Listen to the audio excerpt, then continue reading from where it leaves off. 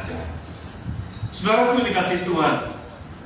Mengapa Paulus memulai dengan kalimat ini? Karena ia tahu kekhawatiran dan rasa takut seringkali menjadi alasan kita untuk bersikap pasif.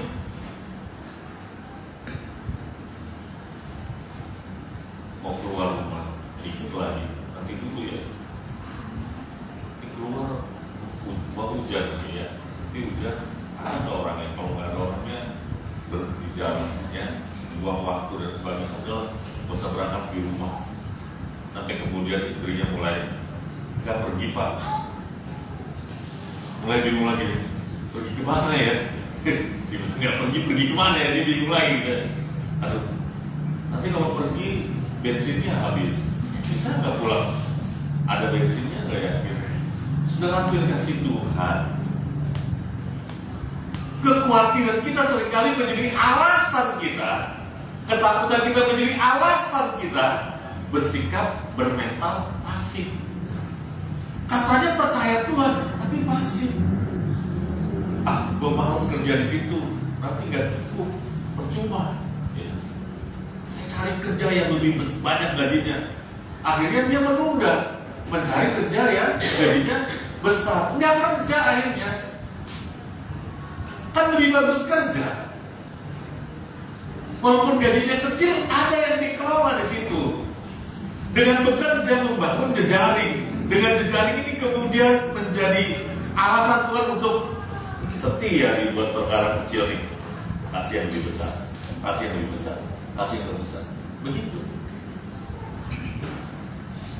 Itu mekanismenya. Ya. Jadi Pengkhotbah pasal 9 ayat yang 10, kerjakan saja yang Tuhan berikan di hadapan kita. Proaktif. Kalau tuannya belum datang, rumahnya sudah bersih, bersihkan lagi. Ya. Tiap hari rumah saya nggak pernah bersih. Disapu tiap hari, dipel tiap hari, nggak pernah bersih. Karena disapu terus tiap hari juga. Dipel terus.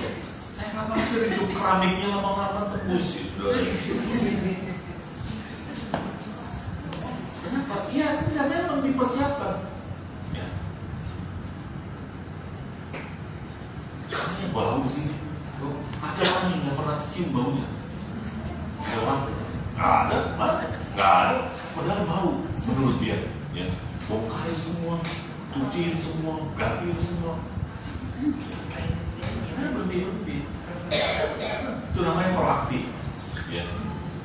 Sehingga Tuhan punya alasan untuk memberkati dengan berbagai macam cara Tuhan memberkati. Saudara pun dikasih Tuhan, yang sering kali timbul untuk membawa kita hidup dalam kekhawatiran adalah tentang masa depan, keamanan, finansial, bagaimana bertahan hidup. Lalu kemudian kita menjadi semakin kecil, sudah kecil semakin kecil. Saudara, ada begitu banyak pengusaha Kristen. Dia pengusahanya, tapi pengelolanya yang kerja itu tidak selalu Kristen. Dan sering kali juga terjadi diskriminasi di situ. Bukan cuma bicara tentang suku, tapi ras, antar golongan juga. Kan aneh kalau orang kerja ditanya, kamu partainya apa kemarin? Apa 15 siapa gitu kan? Prabowo, aduh, ya Prabowo ini, ya bahaya ini. Kementerian Agama untuk lolos menjadi ASN itu harus melewati wawasan kebangsaan. Ada ujian-ujiannya, ya, dan juga ada jurnal yang harus ditulis terkait dengan wawasan kebangsaan. Bayangkan, setiap orang. Baru kemudian ada skor. Skor itulah yang kemudian membuat orang lulus atau tidak lulus. Artinya, kalau sudah jadi ASN, apalagi di Kementerian Agama, itu dia sudah melalui proses. Tapi Densus 88 kemarin menangkap teroris dan ASN dari Kementerian Agama. Kenapa bisa begitu? Lolos. Saudara yang dikasih Tuhan, menyadari bahwa kita adalah kawanan kecil, tetapi kita sangat berharga di mata Tuhan, dan keberhargaan ini memberikan kita kebebasan untuk bertindak. Jika kita sudah memiliki segalanya di dalam Kristus, maka kita tidak perlu lagi menimbun segala sesuatu di luar Tuhan Yesus. Karena itu janganlah kamu khawatir. Khawatirkan dirimu jika kamu menyadari kamu tidak sedang bersama Yesus. Padahal dia adalah Sang Immanuel. Kalau dia adalah Sang Immanuel yang menyertai kita, dan saat kita menyadari kita tidak sedang berada di dalam hadiratnya, maka khawatirkanlah hidupmu pada saat yang sama. Oleh karena itu, saudara yang dikasih Tuhan, ayat 33 dan 34 berkata begini: jualah segala milikmu dan berikanlah sedekah, buatlah bagimu pundi-pundi yang tidak dapat menjadi tua, satu harta di sorga yang tidak akan habis, yang tidak dapat didekati pencuri dan tidak dirusakkan gengat. Karena di mana hartamu berada, di situ juga hatimu berada. Saudara, saya tidak sedang mengajar saudara untuk jualah rumah saudara dan berikanlah kepada gereja. Ya, enggak. Karena nanti saya terlalu bahagia, saya malah mati mendadak. Gitu ya. Ada apa nih? Ada apa nih? Pakai dijual rumahnya, pasal kalau itu rumahnya, bosnya jual rumahnya. Kalau diserahkan kepada gereja, ya saya langsung selesai. Terima kasih Tuhan. Ya, meninggal. Shock, serangan jantung. Kenapa bisa begini nih? Enggak, sebenarnya saya enggak mau, tidak bermaksud mengatakan itu. Ya. Kata di mana hartamu berada, di situ juga hatimu berada, inilah menjadi perintah Tuhan, bukan sekedar menjual properti. Enggak itu, saudara, fokusnya. Tapi perintah ini tentang perubahan secara radikal dalam sistem nilai kita.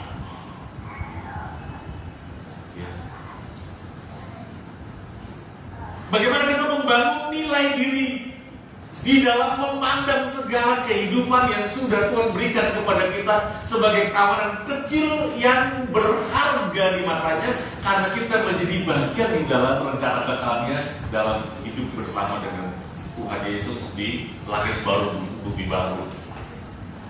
Itu bukan soal menjual. Ananias Safira menjual, dihabiskan. Lalu kemudian Petrus tanya, ini semua udah kasih nih, udah mati. Safira datang lagi, ini iya sudah diserahkan semua, mati juga. Kenapa? Dia mau terlihat hebat, jual hartanya dan diserahkan kepada Tuhan. Tapi hatinya nggak di situ, ngapain? Gitu ya.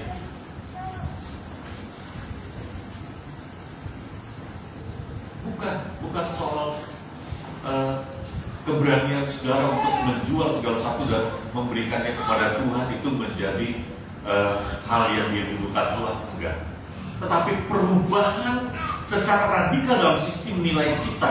Jika hati kita tidak lagi terikat pada hal-hal duniawi yang bersifat pundi-pundi yang menjadi tua, maka prioritas kita akan bergeser. Masih di situ aja kita. Kenapa? Kita masih mencari harta yang akan hilang oleh gengat dan karat. Itu, ya. Jadi saudara dikasih tahu, aksi nyata dari iman kita adalah saat kita menginvestasikan seluruh hidup kita, baik waktu, uang, talenta, pada hal-hal yang memiliki nilai kekal. Dalam hal ini Tuhan Yesus berhubungkan dengan harta dan hati. Harta.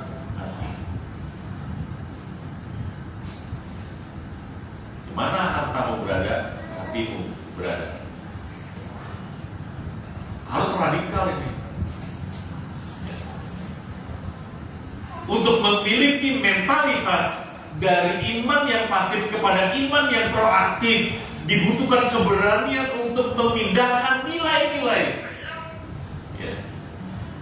Bukan lagi kepada hal-hal yang sifatnya fana, tetapi kepada hal-hal yang sifatnya kekal.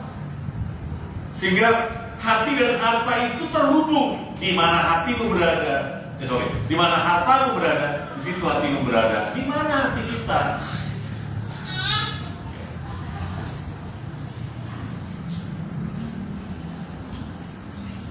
Bagaimana cara kita menghabiskan waktu dan uang kita dari kesempatan hidup yang Tuhan beri untuk kita berkarya? Ada waktu kita, ada uang kita yang disebut dengan harta. Bagaimana cara kita menghabiskannya? Uang ini baik sekali, saudara, ya. Karena memang sih uang sekarang, kemarin saya sudah bilang di komunitas, uang memang tidak dibawa mati, tapi kalau nggak ada uang setengah mati, saudara. Ya. Tapi ketika uang ada sama kita, lalu kemudian uang itu ditimbun seperti talenta, cuma satu ditimbun, dia nangis, saudara, sedih. Kenapa uangnya nggak beredar? Ya. Padahal negara ini kegiatan ekonomi itu supaya uangnya beredar. Uangnya beredar. Nah, enggak, uangnya berhenti. 3 bulan diambil ke PATK. Kalau banyak saya temukannya lama terus ya, berapa hari ini masih banyak kok ini. Oke, saya akhiri aja. Ayat 35 sampai 40. Saya baca buat kita. Hendaklah pinggangmu tetap berikat dan pelitamu tetap menyala. Dan hendaklah kamu sama seperti orang yang menanti-nantikan tuannya yang pulang dari perkawinan, supaya jika ia datang dan mengetok pintu, segera dibuka pintu baginya. Berbahagialah hamba yang didapati tuannya berjaga-jaga ketika ia datang. Aku berkata kepada sesungguhnya ia akan mengikat pinggangnya dan mempersilahkan mereka duduk makan, dan ia akan datang melayani mereka. Dan apabila ia datang pada tengah malam atau pada dini hari dan mendapati mereka berlaku demikian, maka berbahagialah mereka. Tetapi ketahuilah, jika tuan rumah tahu pukul berapa pencuri akan datang, ia tidak akan membiarkan rumahnya dibongkar. Hendaklah kamu juga siap sedia, karena Anak Manusia datang pada saat yang tidak kamu sangkakan. Ayat-ayat ini, saudara, menutup ya, perikop tentang kekhawatiran dan kewaspadaan. Dua perikop ini ditutup dengan perumpamaan hamba, tuan, dan pencuri. Ya. Hamba, tuan, dan pencuri. Semua ini menekankan kewaspadaan dan kesiapsiagaan. Sehingga kemudian ditulis, hendaklah pinggangmu tetap berikat dan pelitamu tetap menyala. Lalu kemudian saya coba berimajinasi waktu Yesus melayani para murid di malam perjamuan terakhir. Saya nggak datang. Iya, memang nggak ada. Cuma nonton filmnya. Dan Alkitab juga mencatatkan Tuhan Yesus mengikatkan kain, ya, kemudian dia ambil air, bukan dia yang ambil air, dia minta air lalu kemudian mencuci kaki. Lalu Petrus katakan, enggak, aku nggak mau cuci ya. Lalu Tuhan bilang, enggak, kamu sudah bersih. Yang perlu adalah mencuci kaki. Dia mau meninggalkan jejak sesuatu yang diteladani oleh para murid Tuhan. Lalu kemudian soal pelita yang tetap menyala, dibutuhkan hati yang bijaksana. Ada 10 perempuan yang berjaga-jaga untuk menanti mempelai. Masih ingat perumpamaan itu? Lalu kemudian kelima, lama-lama lampunya padam, ya. Lalu kemudian yang minta lagi sama yang kelima yang masih nyala, yang masih menyimpan minyak. Lalu dia bilang, minta dong minyaknya, ya. Udah mau habis nih, gitu. Dan kata dia, nggak bisa. Nanti kalau tuannya datang, sama-sama habis kita mati. Coba kamu cari aja beli, ya. Kalau beli, ya cari premium nggak ada, utama nggak ada, pindah lagi ke sana sampai ke Setu dan kemudian beli botolan buah. Itu cerita yang beda sekarang. Cerita yang kemarin. Menunda isi bensin sampai ke Setu tidak ketemu bensin. Ya, akhirnya 5 wanita itu mencari minyak. Gak lama kemudian mempelai datang. Lalu kemudian yang 5 berjaga-jaga tadi masuk dalam kebahagiaan Tuhan, dan yang 5 tadi tidak masuk lagi karena kita katakan lalu pintu ditutup sehingga tidak bisa masuk. Meskipun dia sudah punya minyak, lampunya menyala, tapi tidak masuk. Itulah sikap berjaga-jaga. Apa hikmatnya dari ini? Kerendahan hati, mempersiapkan diri kedatangan mempelai akan membawa kita ke dalam satu kesadaran bahwa kita harus memiliki sikap yang proaktif di dalam kehidupan sebagai orang percaya. Kata hendaklah pinggangmu tetap berikat dan pelitamu tetap menyala, berjaga-jagalah kamu. Tulis memberikan satu gambaran yang kuat tentang pinggang yang berikat dan pelita yang menyala.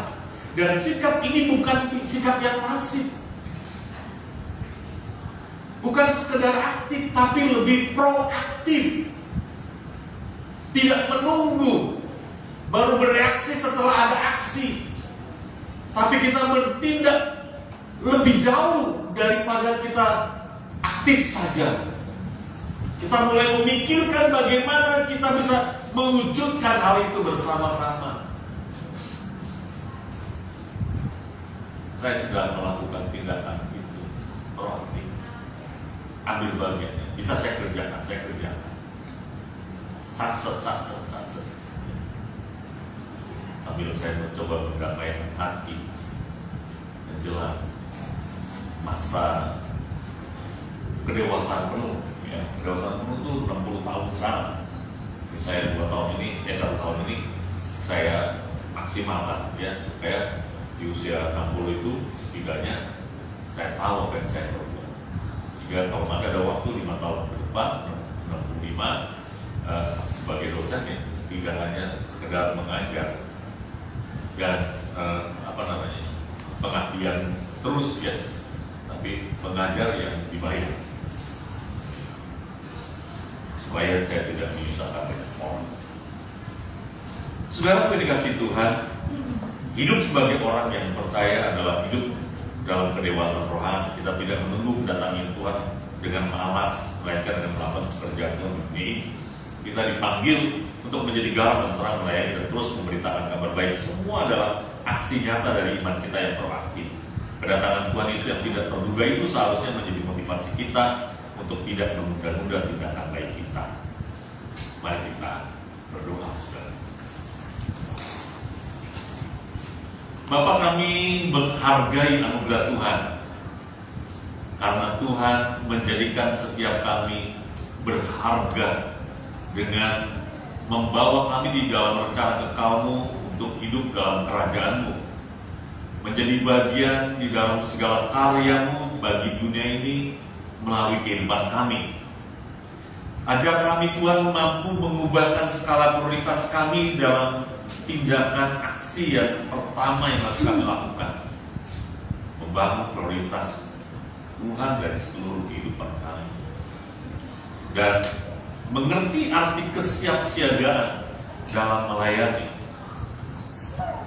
untuk menunjukkan bahwa iman kami adalah iman yang aktif.